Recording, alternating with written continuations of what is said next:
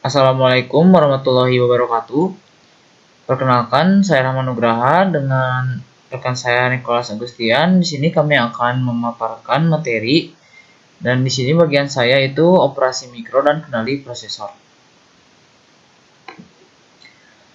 Operasi mikro adalah suatu operasi di mana suatu komputer menjalankan suatu program dan melakukan siklus proses memasukkan dan mengambil data, atau melakukan eksekusi atau disebut fetch atau execute cycle.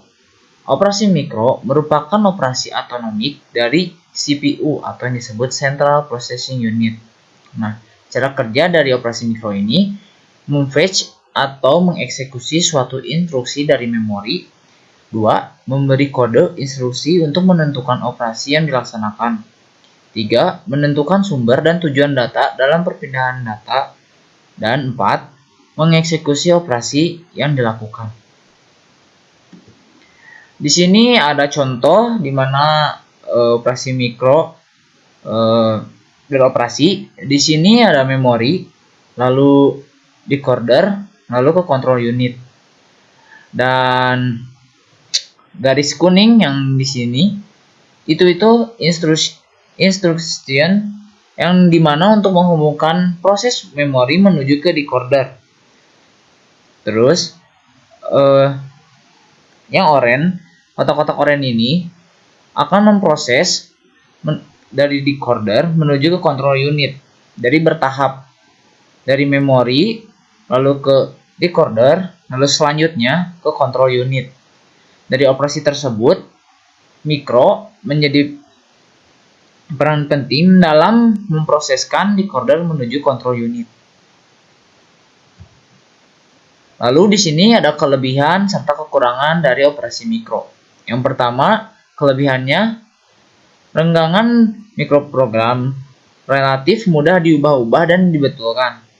2. Menyediakan kemampuan diagnostik yang lebih baik dan lebih dapat diandalkan daripada rancangan hardware.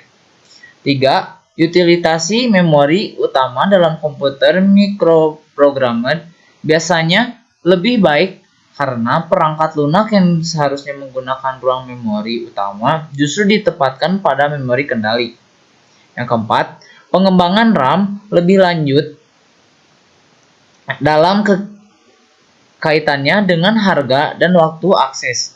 Secara lebih jauh, justru penguatan posisi dominan pemrograman mikro, salah satu dengan menyatakan unit memori ketiga disebut sebagai nano memori (tambahan bagi memori utama dan memori kendali).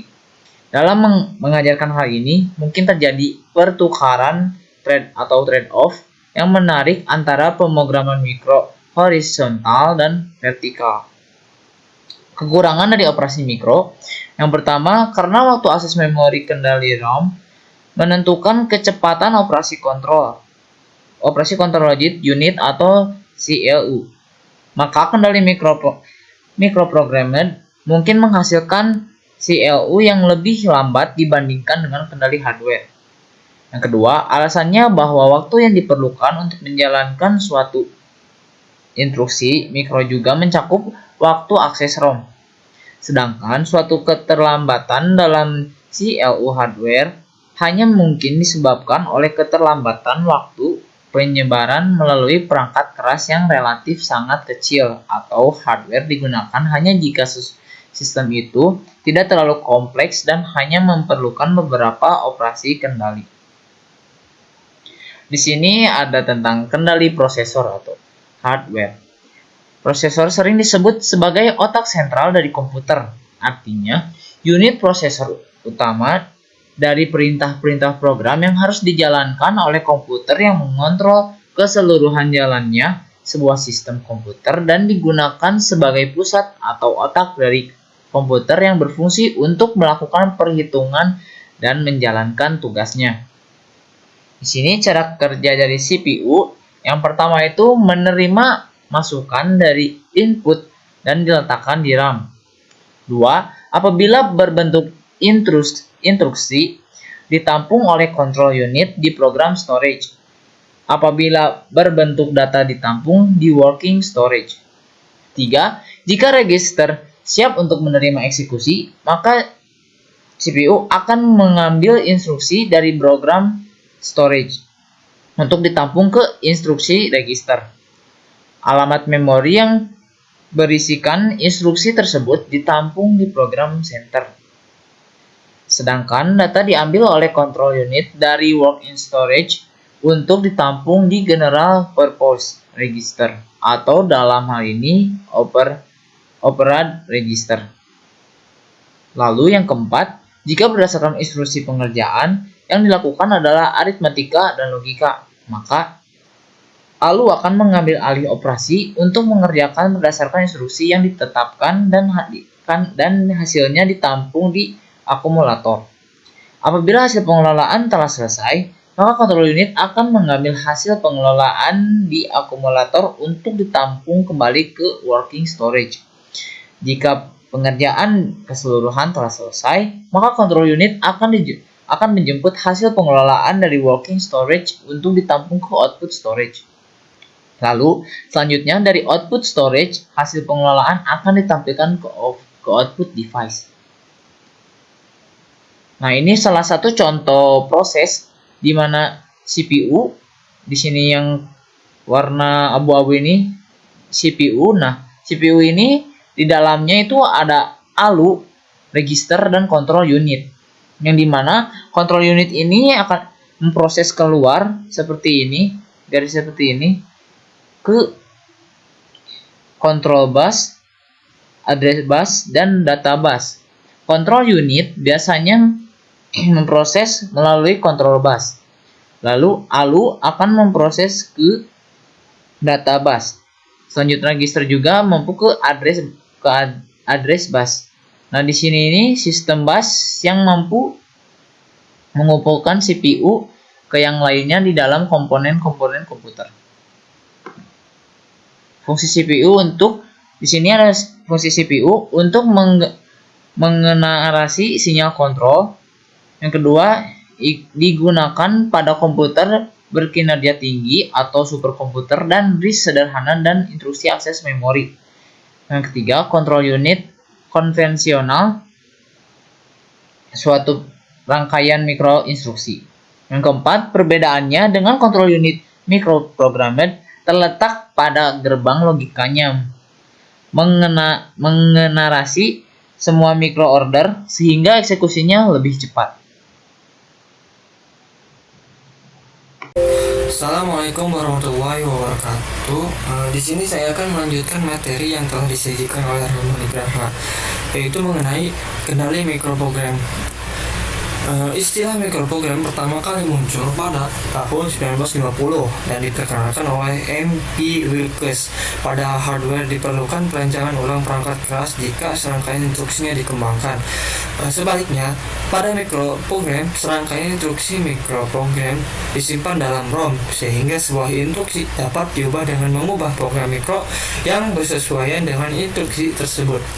Dan kelompok instruksi dapat dikembangkan dengan hanya menyatakan ROM tambahan yang berisi program mikro yang bersesuaian.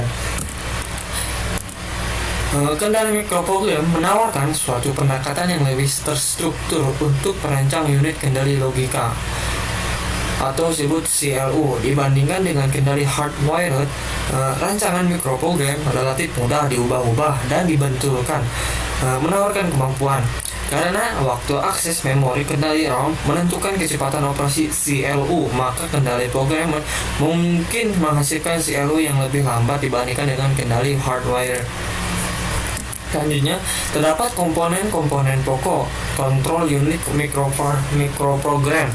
Yang pertama ada instruction register, yaitu yang berfungsi untuk menyimpan instruksi register mesin yang dijalankan.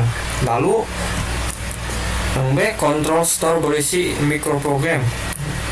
Terdapat 3, yaitu untuk semua instruksi mesin, untuk startup mesin, untuk mempromosikan intro. Yang ketiga yaitu C, address computing circuiting, yaitu yang menentukan alamat control store dari mikro instruksi berikutnya yang akan dijalankan. Selanjutnya, mikroprogram counter, yaitu berfungsi untuk menyimpan alamat dari mikroinstruksi berikutnya. Dan yang buffer yaitu berfungsi untuk menyimpan mikroinstruksi tersebut selama dieksekusi. Dan yang terakhir yaitu microinstruction decoder, yaitu untuk menghasilkan dan mengeluarkan microorder yang didasarkan pada mikroinstruksi dan opkode instruksi yang akan dijalankan. Selanjutnya terdapat peralatan pendukung microprogram control. Yang pertama ada assembler micro, yang kedua prometer, 3 sistem pengembangan, dan 4 simulator perangkat keras. Selanjutnya implementasi mikroprogram. Yang pertama, unit control memerlukan sebuah memori untuk menyimpan program kontrolnya. Nah, yang kedua, implementasi yang paling reliable saat ini. Yang ketiga, fungsi-fungsi pengontrolan dilakukan berdasarkan program kontrol yang tersimpan pada unit kontrol. Dan yang keempat, fungsi-fungsi pengontrolan tidak berdasarkan decoder dari input unit kontrol lagi. Dan yang kelima, teknik ini dapat menjawab kesulitan-kesulitan yang ditemui dalam implementasi hardware. Nah, di sini terdapat kelebihan mikroprogram. Yang pertama, rancangan mikroprogram relatif mudah diubah-ubah dan dibetulkan. Selanjutnya, kelebihan selanjutnya itu menyediakan kemampuan diagnostik yang lebih baik dan lebih dapat diandalkan daripada rancangan hardware. Yang ketiga, utilisasi memori utama dalam komputer mikroprogram biasanya lebih baik karena perangkat lunak yang seharusnya menggunakan ruang memori utama justru ditempatkan pada memori kendali. Yang keempat, yang terakhir, pengembangan ROM lebih lanjut. Nah, di sini ada kelemahannya juga, yaitu karena waktu akses memori kendali ROM menentukan kecepatan operasi CLU, maka kendali mikroprogram mungkin menghasilkan CLU yang lebih lambat dibandingkan dengan kendali hardware. Nah, alasannya bahwa waktu yang diperlukan untuk menjalankan suatu instruksi mikro juga mencakup waktu akses ROM. Sedangkan suatu keterlambatan dalam CLU hardware hanya mungkin disebabkan oleh keterlambatan waktu penyebaran melalui perangkat keras yang relatif sangat kecil. Nah, terdapat di sini kesimpulannya. Jadi kesimpulannya ialah mikroprogram adalah serangkaian instruksi mikro yang disimpan di dalam ROM.